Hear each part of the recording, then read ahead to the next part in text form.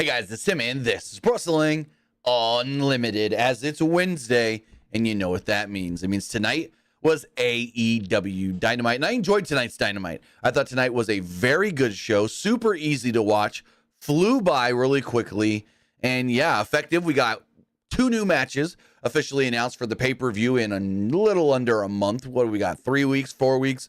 April 21st, I believe it is. 1, 2, 3...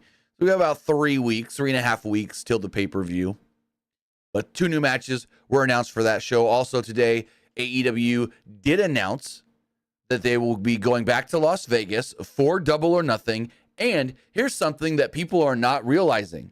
Double or Nothing is going to go head-to-head with NXT Battleground. They're both airing on the 26th of May. So I don't know how that's going to affect both shows.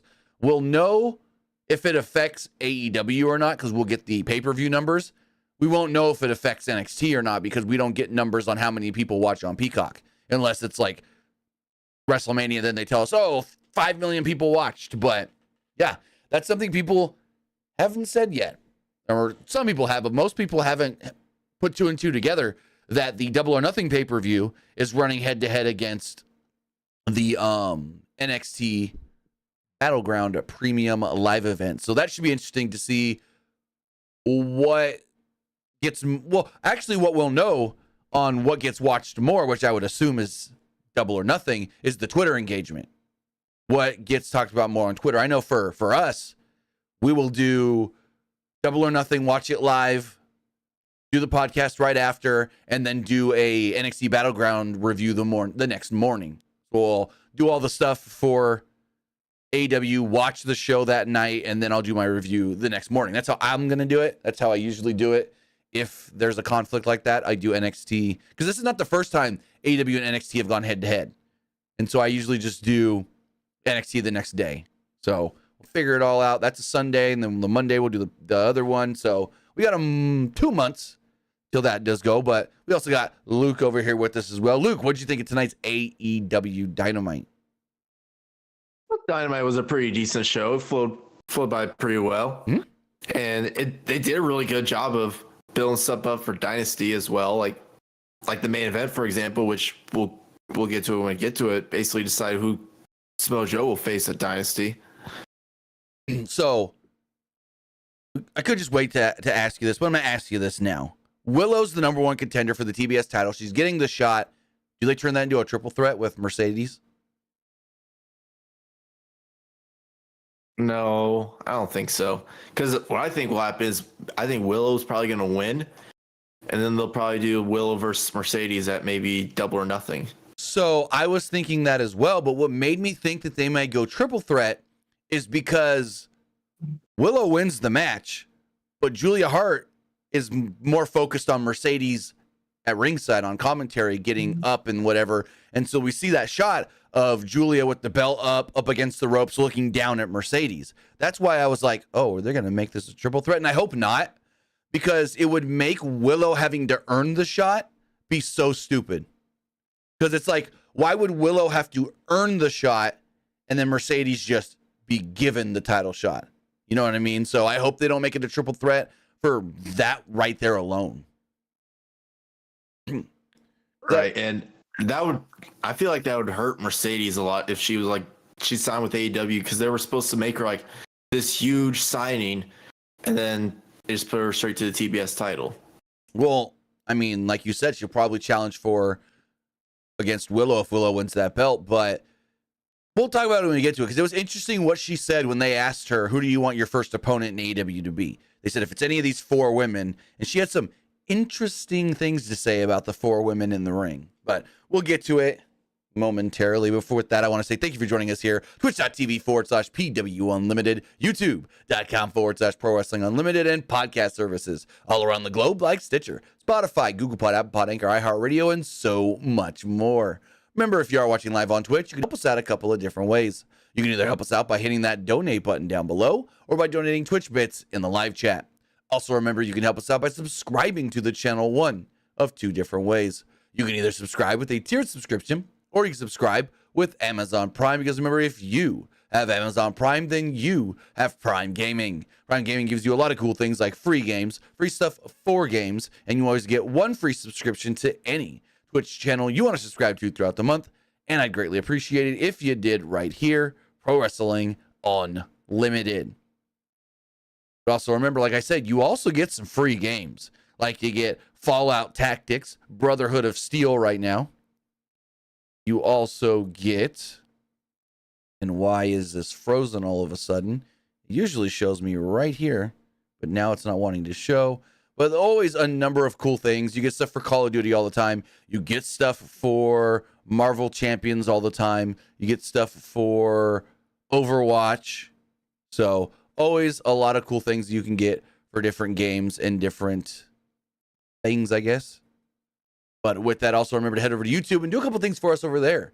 Hit that subscribe button. That way you know when we post new videos. That way you know when we go live. And that way you know when we post on the community tab. Also remember that you can become a channel member by hitting that join button to subscribe that way, and to my brain just went blank. Support the channel. So that way you can support the channel that way as well. And also remember, another way you can support the channel and get your comment, question, or concern read live on the air is to donate a super chat in the live chat. Finally, head over to the Epic Game Store. Head over to the Epic Game Store and buy something. Whether you're buying a new game, whether you're buying an old game, whether you're claiming a free game or getting bucks for Rocket League, Fortnite, or Fall Guys, use this code right here, PWU Unlimited at checkout, and you will be supporting us at no extra cost. Now, they haven't stated when the game comes out, but that new Marvel Rivals game, I don't know if you saw this, Luke. There's a new like Overwatch style Marvel. You can get it on the Epic Game Store once it launches. And this game looks like it's going to be great. It's going to be a free-to-play game. And so when you're claiming it for free, use the code. Again, it's not out yet. They said it's coming sometime soon. There's a beta coming in May, I want to say. So that's going to be one game that everyone should check out. Looks like it's going to be loads of fun. And then when you do download it for free, use our code. Also, remember the free games right now. Call of the Wild, the Angler, and Invincible presents Adam Eve. Use code PWU NLIMITED for all Epic Games and Epic Game Store purchases. But no, this new Marvel game looks like it's going to be awesome. But yeah, I'm looking at it right now. It looks pretty fun. Yeah, it's a 6v6 Overwatch style game. Only on. Is it just for PC or? As of right now, they've just said PC, but it's going to be free to play.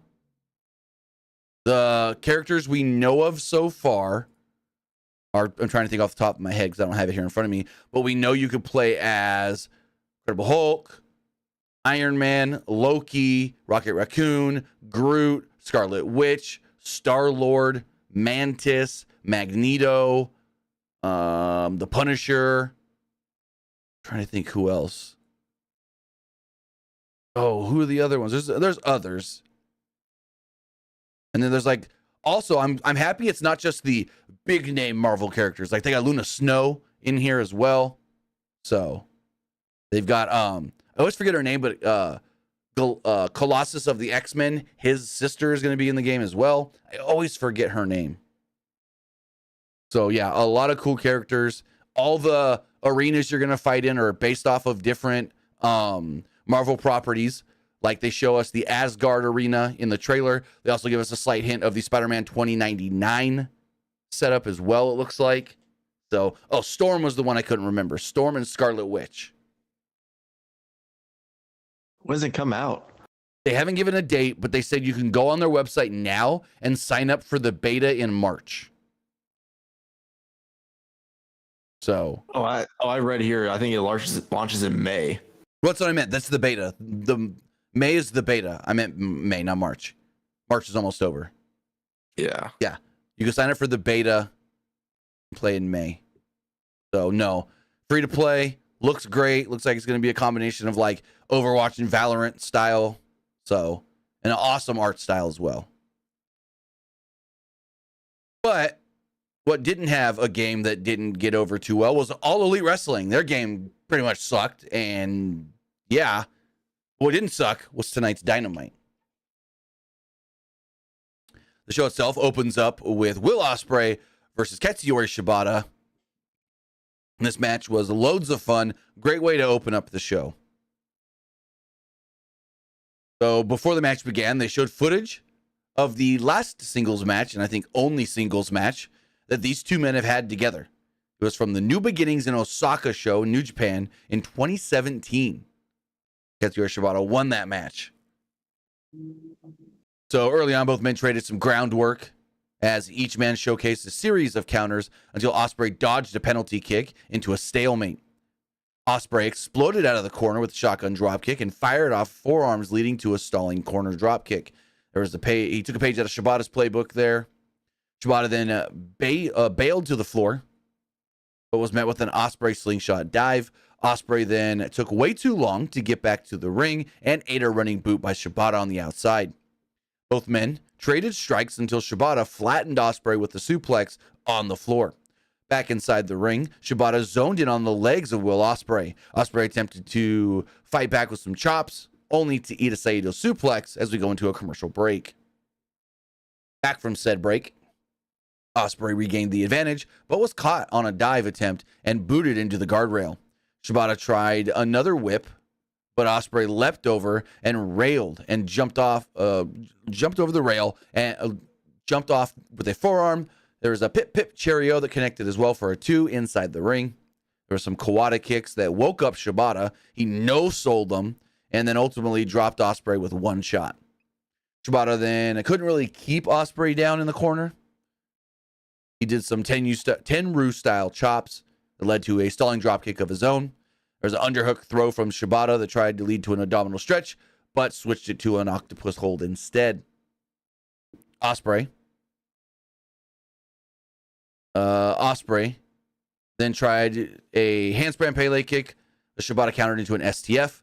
Ospreay got to the ropes to escape the hold, blocking a PK to deliver more forearms. Shibata, however, would eat 3 shots to land 1, as Ospreay continued to collapse until firing with some kicks and an enziguri for a double down spot. As we get close to the end of the match here, both members trading lariats, but Ospreay hit a hook kick that led to a backdrop suplex and a wild forearm. Ospreay connected with a Storm Driver 93 as Shibata sat up and told Ospreay to bring it, which Ospreay actually did, connecting with the hidden blade and pinning him to pick up the victory. After the match, Ospreay showed respect for Shibata, bowing to him, and the two hugged it out. So yeah, great match to open up the show. What did you think? Oh yeah, this was a great opener. And I thought it was really cool that like Danielson faced Shibata. I want to say it was last Saturday, and Will Ospreay faced him tonight, which I thought was really cool. Gotcha. Yeah. No, I really liked it as well. Oh yeah, I just saw something here. So on Twitch, there's like a whole list of people playing like 2K24, and for the AEW like Fight Forever, there's only 2 people playing that. Yeah. That just shows you how bad Fight Forever was. Like the only thing that's actually keeping that game alive right now is the Stadium Stampede. I tried it, and I don't know if maybe I just, because I only played the Stadium Stampede when it first came out, it was super buggy when I played it. I've heard people like it. I've heard it's gotten better with updates, but I just haven't gone back to try it. Apparently people like it. So speaking of Ospreay, his opponent for the Dynasty pay-per-view, Bryan Danielson, was showcased here in a video package. Showed highlights of his time in Ring of Honor and New Japan Pro Wrestling before Excalibur talked about his career ending for 3 years. After making a comeback, his debut in AEW was shown, as Danielson said the final year of his career will be the greatest of his career. That will continue at Dynasty against Will Ospreay. Renee Paquette's backstage with the Young Bucks. Kind of ambushed her a little bit. They asked where Marvez was. They didn't like speaking to her. Matthew said that they returned to AEW to do certain things like retire Sting, restructure the Elite, bring in Kazuchika Okada, and most importantly, get the tag team titles back. The only way to right a wrong is by beating Private Party tonight. Matthew said that last time they beat us, it took a toll on me for a year. Matthew said Paquette was doing a great job and she needs to smile more. They then walked off with Nicholas again asking where Marvez was. And yeah, it was all right. It was just a whatever segment. They then showed Kazuchika Okada arriving in a sports car. I think it was a Ferrari. And so that's his thing. He shows up right at the beginning or during the show in a red sports car. This is the second time we've seen this now. So this did lead to technically, but not technically, the first tournament match. Like, it's the first actual tournament match, but they've also already done tournament matches as far as like play-in matches. I don't know. There's all kinds of stuff that they overbooked this again, like always. But regardless, it's the Young Bucks versus Private Party. And other than the EVP trigger at the end looking a little odd, the match itself was pretty good. Like, the finish looked weird, but overall, the rest of the match was really good. So Zay shrugged off a fist bump from Matthew early on, instead getting a quick series of near falls until Matthew ran through him with a back elbow. Quinn made a blind tag before the Bucks got any double team going, as both Zay and Quinn did stereo backflips into super kicks, leading to a double tope. Matthew recovered and tried to send both Private Party over the guardrail, but it resulted in a silly string by Zay. Nicholas and Quinn both fought standing on the railing until Nicholas connected with the Falcon Arrow off and got a huge reaction from the crowd as Okada was shown watching backstage. Zay helped Quinn back into the ring at the 9 count, but was met with suplex into a backbreaker. The Bucks would remain in control during the break. They finally broke up the offense, allowing Quinn to hit a side effect into a double down spot. Zay then made the hot tag and ran wild. There's an enziguri to Matthew while on the apron that led to Zay hitting a moonsault on Nicholas on the outside. Springboard crossbody back inside on Matthew got a near fall as the crowd were chanting for Private Party. Zay missed a twist of fate as the Bucks connected with an avalanche slice bread powerbomb combo for a 2, which Quinn broke up. Quinn pulled his partner to the corner to make the tag, despite not fully recovering from the beating during the commercial, as Nicholas hit a German suplex on the apron. The Bucks signaled for the Tony Khan driver, but Zay held on to Nicholas and Quinn rolled up Matt for a 2. There was a more bang for your buck attempt, but it missed. They hit the gin and juice, Private Party that is, and Zay and Quinn followed this up with a more bang for your buck of their own, only for Nicholas to break up the fall. A frustrated Nicholas then grabbed the ring bell as Rick Knox took it away, allowing Matthew to hit a low blow. Quinn then flew in with the tag title belt shot, but Nicholas put his brother's foot on the ropes. Quinn tried a 630, but crashed and burned, allowing the Bucks to try an EVP trigger, only for Nicholas to slip out there. The Bucks then hit, like I said, a EVP trigger. They didn't look all that great. Got the pin over. They pinned Quinn, and there we go. So, yeah, good match, except for the finish looked a little off. What'd you think? I thought it was a very predictable match. Like, we all knew the Young Bucks were winning. The whole tournament's predictable. The finals are going to be Bucks and FTR. Honestly, like, Bucks versus FTR, we all know, like, those matches are always good. Yeah. But I feel like we've seen it too much. Well, it's been a while since the last one, so I think there's been enough of a gap. I was really hoping for BCC versus FTR, though, in the championship.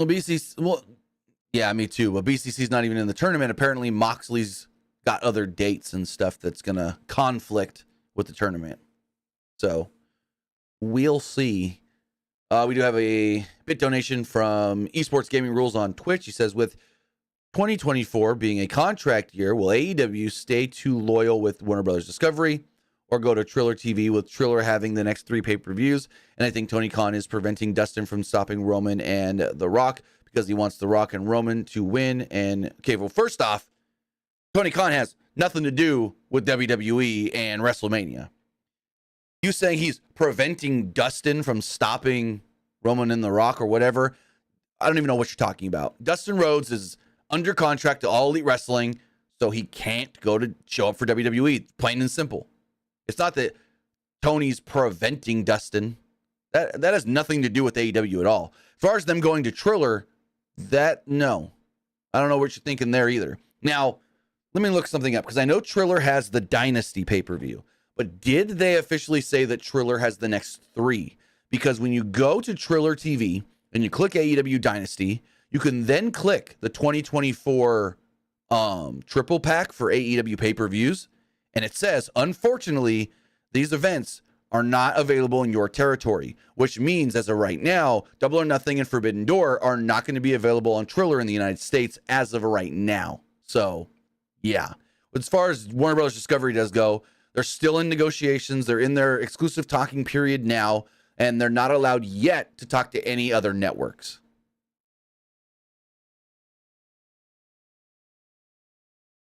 So, yeah, but saying Tony's preventing Dustin because he doesn't want Cody to finish the story, I don't know what you're even talking about there. Tony Khan has nothing to do with any of that at all. That's a WWE thing, and he's in it. He runs AEW.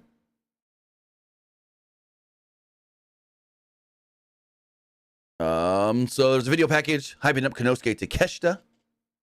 Mercedes Moné was then shown arriving at the building. So many people show up late to this show.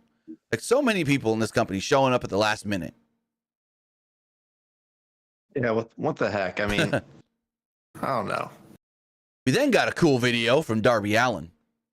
Darby's on crutches at a skate park with Tony Hawk. He talked about how he was going to climb Mount Everest, and all the money he made from doing so was going to go to Tony Hawk's charity, the Skate Park Project. But unfortunately, I broke my foot. I can't climb Mount Everest, but we're doing something else here. We're basically giving a platform to the Skate Park Project. So they told us what the Skate Park Project is. Basically, it is a charity that helps get skate parks built in underfunded communities. And Tony Hawk said that they've built almost 900 skate parks in the last 20 years. So that's really, really cool. Someone that came from a community where riding BMX and skateboards and stuff was big. That's great for me to see that they're helping out in this way. Moving forward, Nate Paquette was backstage with Hook and Chris Jericho, who talked about Hook exceeding his expectations last week in their match. Jericho is fine, being Hook's first pinfall win in AEW and put over Hook's skills. Jericho said after 33 years in the business, he's willing to give Hook advice to be a potential world champion. Hook thanked and accepted the advice, but reminds him he's Chris Jericho. Jericho said that he knows who Hook is and what he's capable of being. Both men fist bumped, and I guess there's like a mentorship thing here. Hook's his new Sammy Guevara. Where do you think this leads to? Because I have no clue. Probably something stupid, honestly. Right. I mean, they got Hook paired with so many like random people. There was Jungle Hook, Hookhausen, now Lion Hook. Yeah, it's weird. But same with like Jericho, he does a lot of random stuff too. I mean, the Inner Circle wasn't really necessarily random. Well, no, I'm not talking about that. But I'm just saying, like, in between. So he's had the Inner Circle and he's had the JAS. But then in between all those, he never really did anything of note. It's just random stuff. Unless he's jealous of Hook and he eventually is going to turn on him like he did with MJF.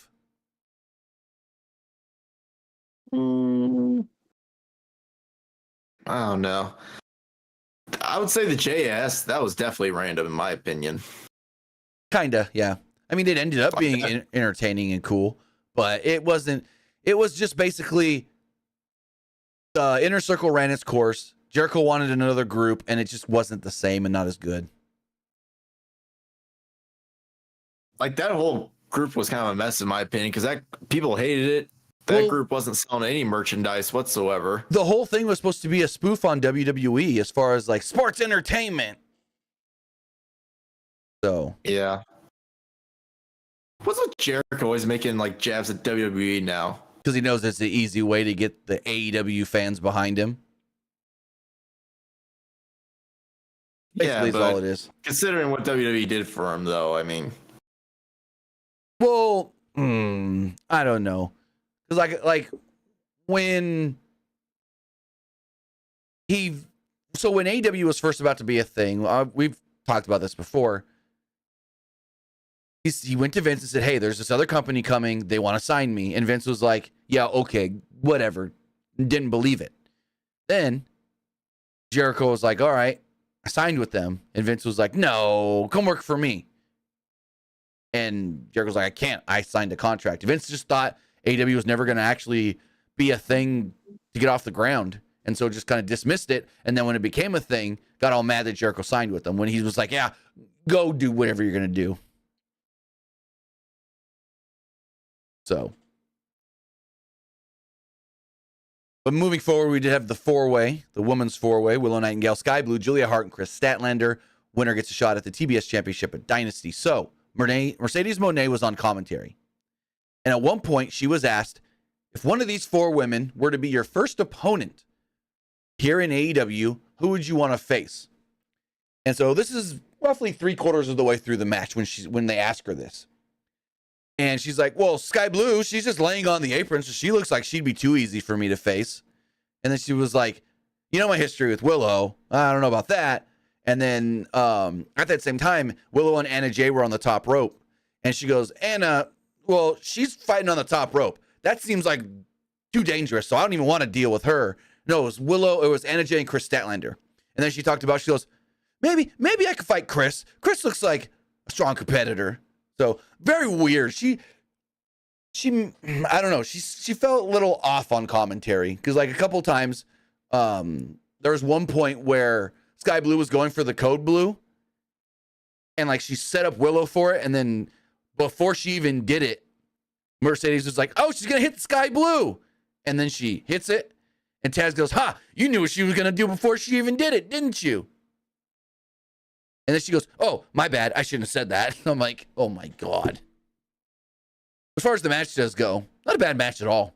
Match began with a series of quick pin attempts as Blue was sent to the floor, crashing onto Statlander, leaving it just Anna Jay and Willow in the ring. At one point, Blue broke things up with the two of them with a quick DDT on Nightingale, but Statlander made the save with a sliding lariat as Jay followed this up with a low neck breaker. Statlander then showed off her power, but Blue again put a stop to things on the outside, only to be launched by Nightingale's pounce. Willow hit her with that pounce on the outside, and she did a back roll kind of deal, and just her whole body, it looked bad. Bad in a way where not bad, but ooh, it looked like that hurt. The way she rolled backwards and her body all crumbled up on her or whatever. Anyways, we go to a break here. Back from the break, all four ladies were in the ring, and Nightingale was tossed outside as Statlander ran wild on Jay and Blue, who was planted with a spinning fisherman's driver for a 2. Statlander wanted to go for a 450, but Jay cut her off with a superplex. This is when they did the whole thing with Willow and Mercedes and who would you like to face. Nightingale then ran in and sandwiched both ladies with a senton to stop the pin. Blue then ran in and was nearly planted with a doctor bomb, but rolled through for the code blue. Statlander broke up that pin as well and hit a powerbomb backbreaker. Jay then came in and delivered a gory bomb on Statlander onto Blue, only for a 2 though. Statlander avoided a Queen Slayer and sent Anna Jay into Willow's shotgun dropkick. And the way she jumped off the top rope and hit this dropkick, they cut to Mercedes, and Mercedes was just I don't want to mess with that. Nightingale and Statlander looked like they were going to face off at one point, and then Sky Blue kind of put a stop to it. Blue hung up Nightingale in the ropes, wanted a suplex, but Nightingale instead hit a Death Valley driver on the apron. Jay rolled through a Wednesday Night Fever, sent Statlander packing. Nightingale was there to hit a doctor bomb and get the pin to pick up the victory. So with that, Willow Nightingale will challenge Julia Hart for the TBS Championship at the Dynasty pay-per-view. Julia Hart then appears, has a stare down with Mercedes, and there we go. What'd you think? It wasn't a bad match. I mean, I kind of expected Willow to win here. Yeah. We got another bit donation here from Esports Gaming Rules. Says, fans glad Monet took TK's money, so until Becky gets big money from WWE soon. Well, we don't know if AEW offered Mercedes more money. That's the assumption, but also her manager kind of teased that maybe it was similar offers, but she has more flexibility being in AEW than she would in WWE. So I don't know. But Becky, she got 2 months left on her contract. So WWE, I doubt she leaves, but WWE is going to have to jump on that quickly after Mania. Her, Seth, and Drew, all their contracts are up in the next couple of months. And then Finn's contract's up this summer, and then so is Dijak's.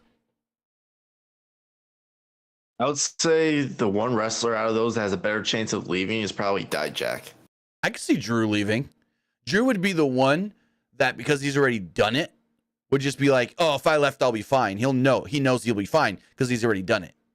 So like if for some reason Drew's like, I need a break from WWE right now, I don't want to do the schedule or something, or because right now we know that family is a big thing for him. He wants to spend more time with the family.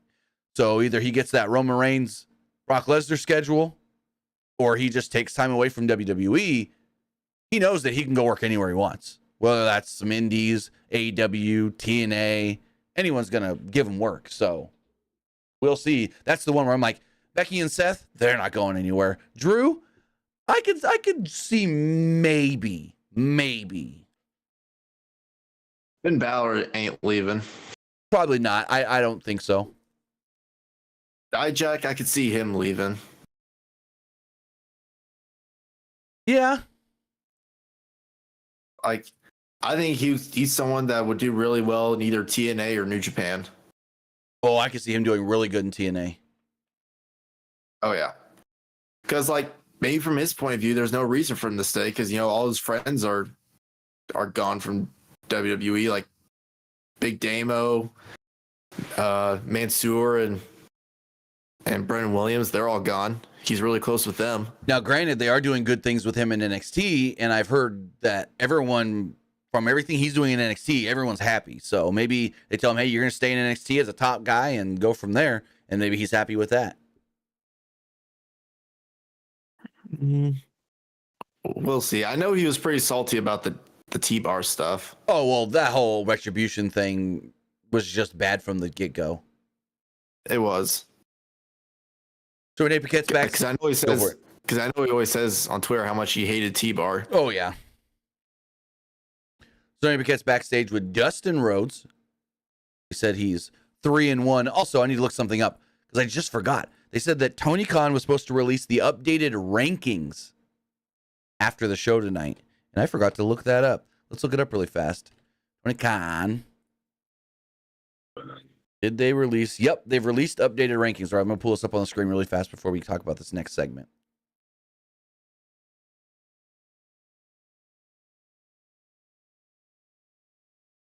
Let's see. Whoops. Nope. Wrong button.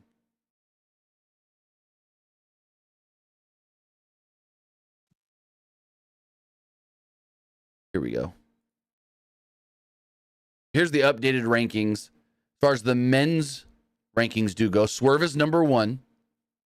Wow, this is interesting, actually, because they kept saying all night, Swerve and Takeshita are the number 1 and 2 top guys in the division. Swerve's number 1, Orange is number 2, Moxley's number 3, Ospreay's number 4, Danielson number 5. Takeshita not even ranked in the top 5. That's weird. Then why was Takeshita in a goddamn number 1 contenders match tonight, Like, what the? This already makes no sense. Thunder Rosa being number 1. Yeah, she pinned Toni Storm in a tag match, but what else has she done this year?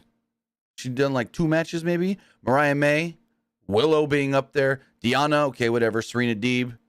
And then this has no bearing on anything because they're doing the tournament to crown the new champions. But then the 6-man, it's like, okay, Bang Bang Gang, the Elite. They've won 1 match. But then you go over here and you go Blackpool Combat Club. They're ranked 3rd. Okay. What trios match did they win?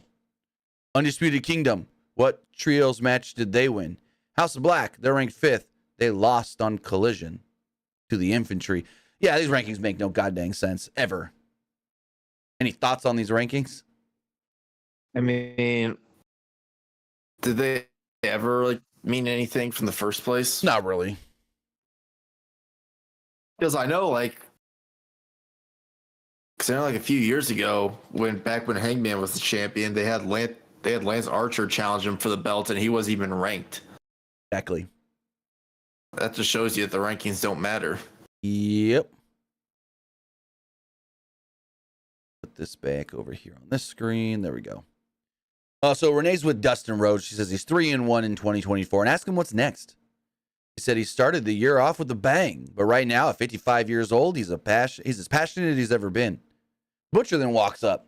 Rhodes acts like he's had bad breath, and the Butcher said it's the mustache. It's the musk. Butcher asked if Rhodes remembers his bunkhouse match a few years back and said that he has some receipts with his name on it and challenged him to a match on Rampage. Rhodes accepts, and the two will face off on Rampage. Cool. We then got a video of Timeless Tony Storm visiting the set of Turner Classic Movies and host, I'm going to butcher this last name, Ben Mankiewicz, I hope that's how you say it, who congratulates Storm on being AEW World Champion and redefining the art of pro wrestling. Storm congratulates Mankiewicz on whatever he does and gives him the chins up and watch for the shoe as he refuses to say the tits out portion line, whatever. Yeah. I don't know who the guy is, so this really did nothing for me. I was like, what are we even watching here? I had no clue what this was supposed to be. Yeah, I didn't like it either. So we had a video package hyping up Swerve ahead of tonight's main event. Then we had our second tag title tournament match. Orange Cassidy and Trent Beretta against the Undisputed Kingdom, Matt Taven and Mike Bennett. The bell sounds and Cassidy just casually saunters over to Taven on the apron and decked him with a punch. Taven immediately sent Cassidy into the steps, but was met by Beretta's dive. Beretta followed this up with a dive again. Oh no, Bennett hit a dive. I wrote that. When you see Beretta and Bennett written right next to each other, it almost looks like the same word. But yeah, because I wrote met with a Beretta dive, Bennett followed, so it's like one word between them. Anyways, before Cassidy wiped out the pile with a dive of his own, his hands in the pockets.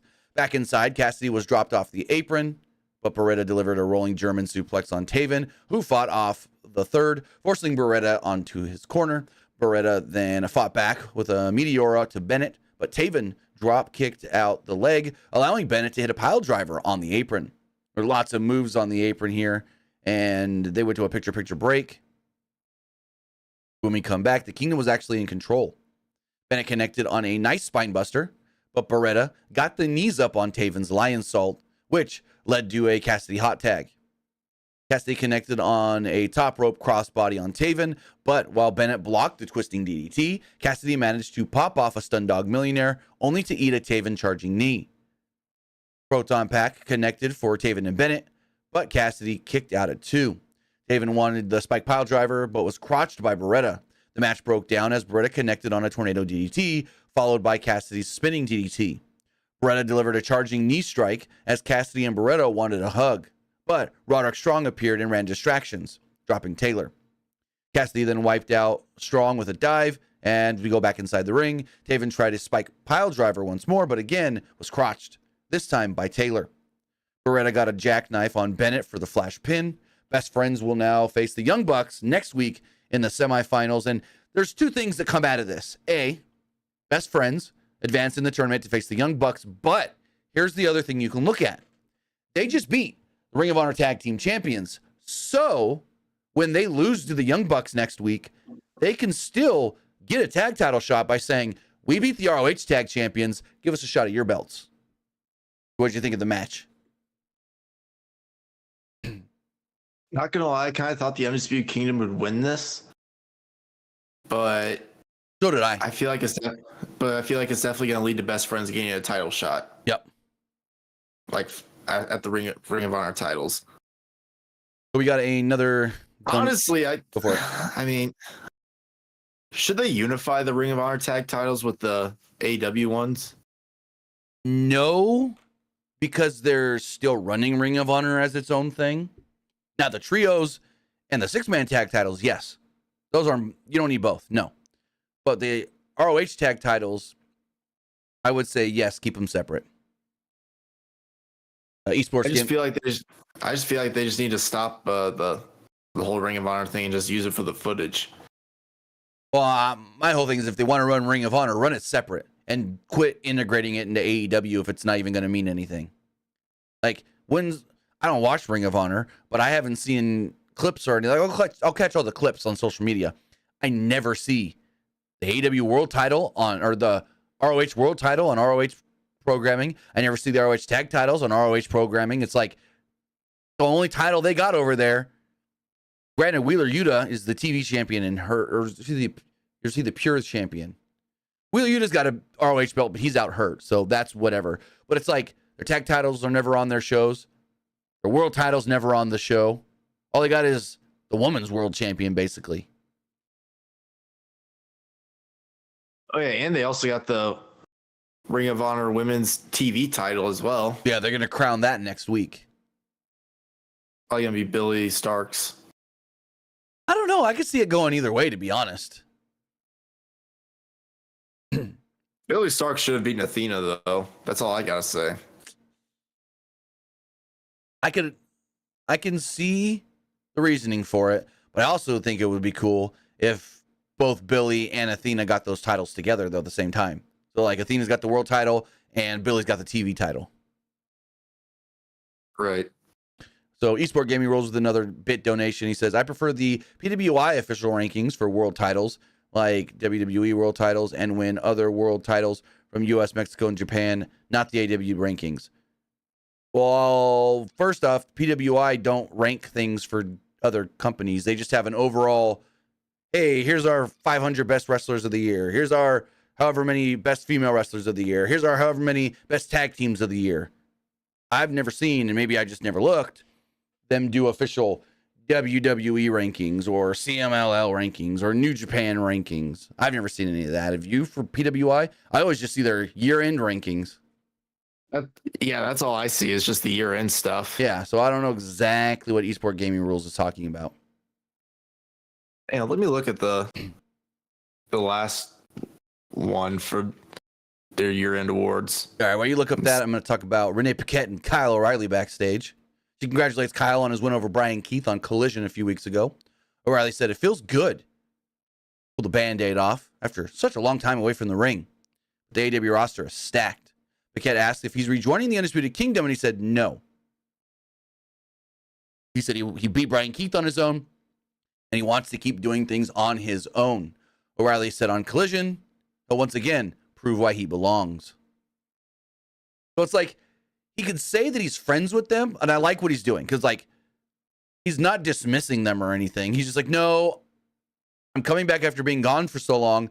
I need to prove that I can hang. And so if he's got a group behind him helping him, that's not really him proving anything. And so he wants to prove on his own that he can still hang. I like that, because I like when he beat Brian Keith, Undisputed Kingdom did come out to celebrate with him, but he asked them to stay away, and they didn't get involved, and they weren't out there for his match. They also told us that Adam Copeland will be holding another Cope Open this week on Collision, and this time for the TNT Championship.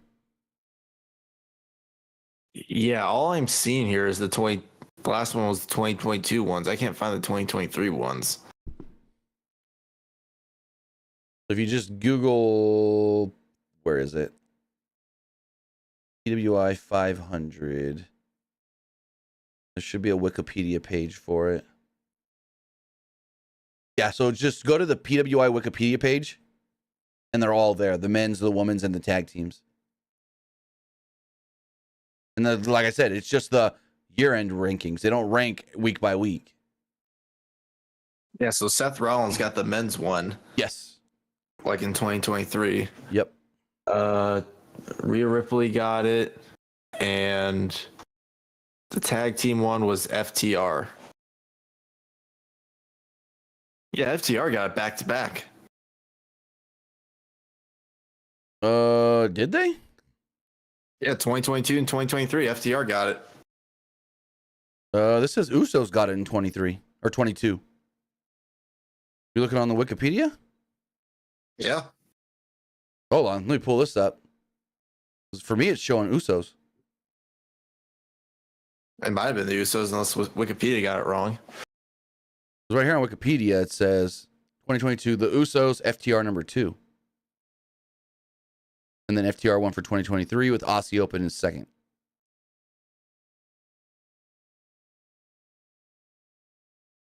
Huh.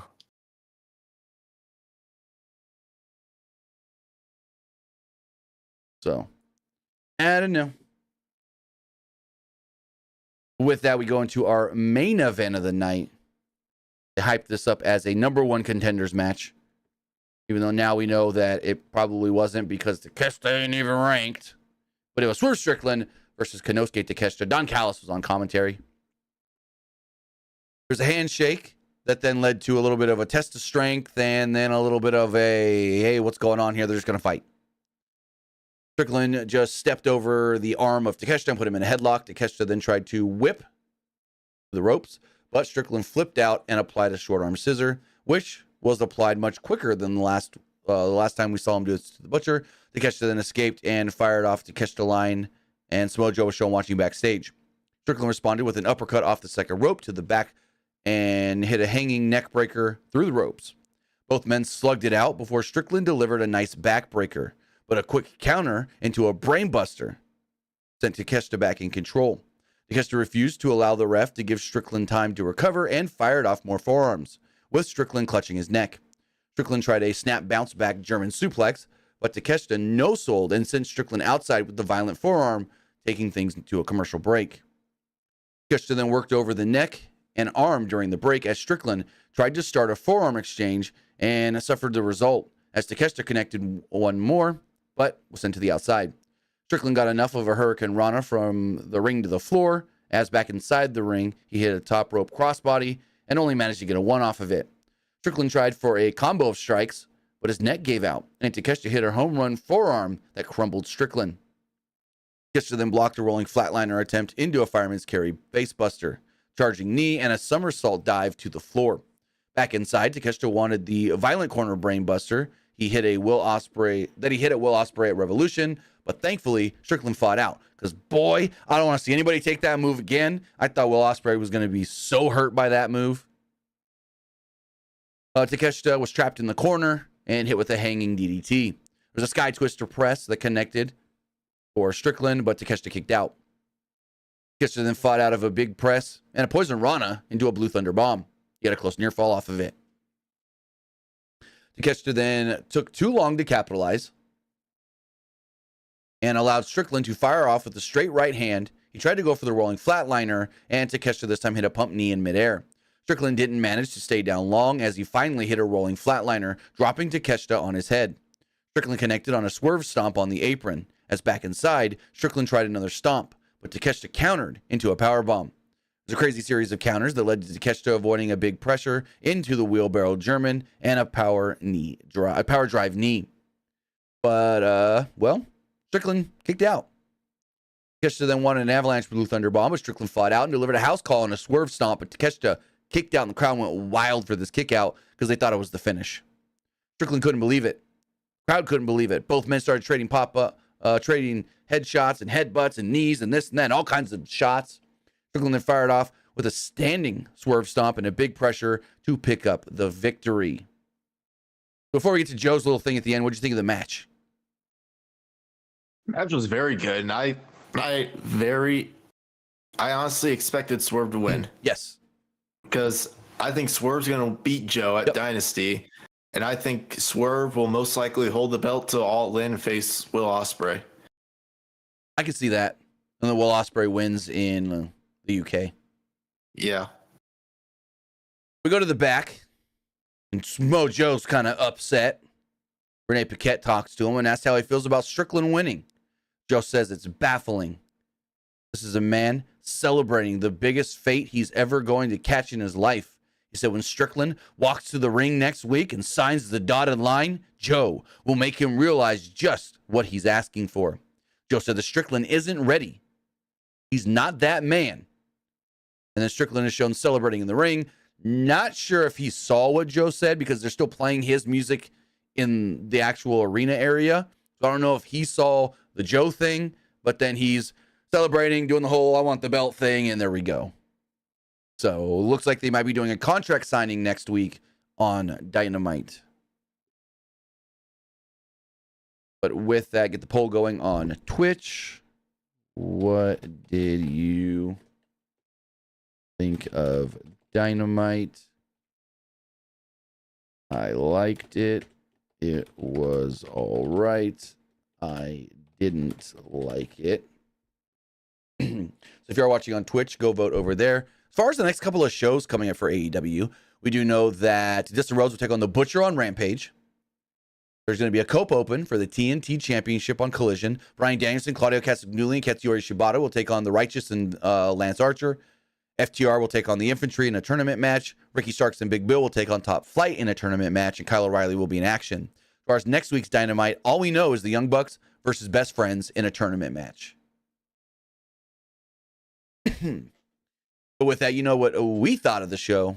Now it's time to hear what you guys thought of tonight's AEW Dynamite as we go check all the polls. Let's refresh these. As far as the Threads poll does go, 73% liked the show, 14% thought it was just all right, and 14% didn't like it. Looking over at the X poll, where is it? There we go. 58% liked the show, 25% thought it was just all right, and 16% didn't like it. As far as the YouTube community poll, 62% liked the show, 19% thought it was just all right, and 19% didn't like it. One of the comments here says, I like tonight's episode of Dynamite. At least it was better than the main event segment. Okay, this person's trolling. They said Dynamite was better than the main event of this week's Raw. No. No. No, there's no way you're going to book anything better than The Rock beating down Cody Rhodes in the ring. This person says we could see Mercedes joining the Undisputed Kingdom. What the what? It makes no sense. That's random as hell. No. All right, we're getting... All right, hold on. I'm going to stop just reading these before I actually read them because I think we're getting some troll comments here. Yeah, we're getting some troll comments here on the poll. As far as the live poll does go, 73% liked the show, 18% thought it was just all right, and 8% didn't like it. Finally, the Twitch poll, 50% thought it was just all right, 25% liked it, and 25% didn't. With that, guys, that is going to wrap everything up. I want to say thank you for joining us here. Twitch.tv/PW Unlimited, YouTube.com/Pro Wrestling Unlimited, and podcast services all around the globe like Stitcher, Spotify, Google Pod, Apple Pod, Anchor, iHeartRadio, and so much more. But Luke, tell them where they can find you. You can find me over at Twitter X at Petke_21. And you can also find me over at Twitch at Young Grasshopper Luke. With that, guys, have a great night. We'll be back Friday for SmackDown. We'll see you next time. Have a good one, guys.